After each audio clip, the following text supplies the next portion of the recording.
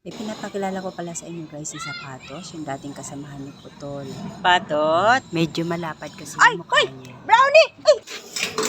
Kayo ah. Oo, Brownie. Yung mga anak ko nagsisialpasan. Siya yung kasamahan din ni Putol na pagkakala din sa amin. Ano kasi, baka magkaburuntis. Nag-hit. Sa una kong video, nandun si Putol. Pinakilala ko sa inyo guys. Pero this time, pinakilala ko sa inyo si Sapatos kasi si Putol sa kasamang palad, hindi po napansin nung driver nung mag-atras siya. Nandun pala si Putol sa ilalim ng jeep.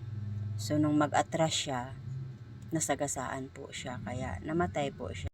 Bago lang po. And na ilibing naman po siya ng maayos dahil kinuha po siya nung talagang totoong may-ari kay Putol. Nung makita ko po siya ay talagang nalungkot din po ako kasi na-miss ko din siya dahil araw-araw, every morning, tanghali, hapon, pumupunta po talaga siya sa amin. Nandito po talaga siya sa akin. Kaya nung mawala siya, na-miss ko po talaga siya. Kaya ngayon ito siya si Sapatos, kasama-sama niya to. Parang siya na yung palaging nandito sa amin.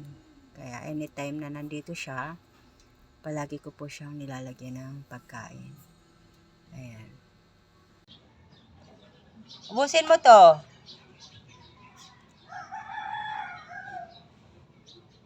Ubusin mo, ubusin.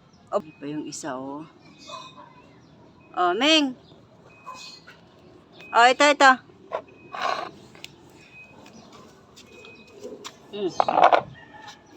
Ubusin mo na yan. Yan. Sa totoo lang, hindi ko naman talaga alam kung sino-sino ang may-ari nito. Kasi nung nung lumipat kami dito, wala naman akong dalang aso, pusa.